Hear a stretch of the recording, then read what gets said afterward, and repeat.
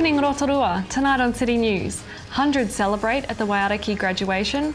Radio Te Arawa gets ready to broadcast Te Matatini live to the nation, and Lisa Carrington blitzes the field in her specialist event at the Canoe Sprint Championships on Lake Tikitapu. Over 600 Waiariki students and their supporters gathered on campus on Friday, beginning a day of celebration for graduation.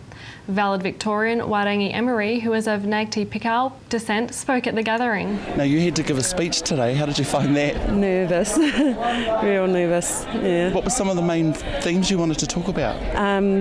The people that were involved and throughout my student career, everyone that helped me get through and make it to this day, I suppose, yeah. Just got a great family, had heaps of support from my mum and my extended whānau, my sisters and stuff. Yeah, that's how I managed. Waiariki Kaumatua, Ken Kennedy, says he's proud that a local won top honours. Oh, well, kia ora. For me, I'm very humble that she was chosen as the valedictorian simply because she is my own, and her hapu, her sub-tribe of Te Arawa, Ngati Pikau, we lived together with her grandparents and her parents. We grew up together on the shores of Lake Rotoiti. So I'm over the moon today because it's the first time, I think, with all the graduations that I've actually had one of my own chosen to speak as a valedictorian today. It was also Waiariki CEO Professor Margaret Noble's first graduation day. First graduation in Rotorua in New Zealand. Great honour to be here and to see all the success of our students. Really, really pleased. A great day for them to celebrate all that they've done. The graduates also paraded through the CBD before sitting down to a graduation dinner at the Energy Event Centre.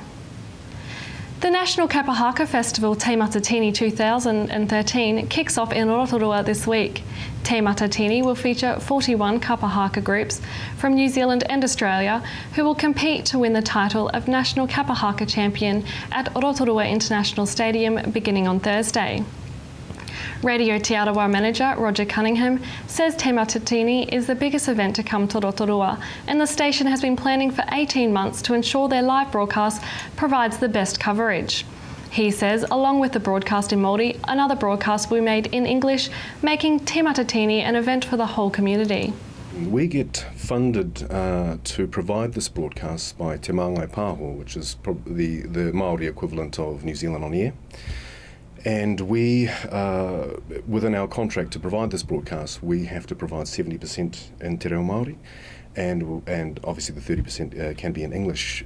But there is a co-broadcast that's happening at the same time in the stadium, where they're running another radio broadcast where you can take in an FM radio, portable FM radio, and hear English translations, so that we make it more user-friendly to all of our other non-Māori audiences that are coming.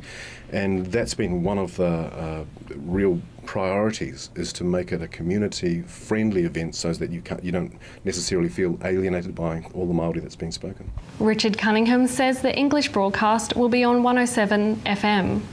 In sport tonight, good weather over the weekend helped generate good times and fair racing conditions at the Canoe Sprint National Championships at Lake Tikitapu. A highlight of the championship for many of the people watching was seeing Bay of Plenty Olympian Lisa Carrington in her specialist event, the 200-metre race. And they weren't disappointed as the Canoe Sprint Athlete of the Year blasted out of the start and quickly accelerated to maximum speed within 10 seconds and moved clear of the field.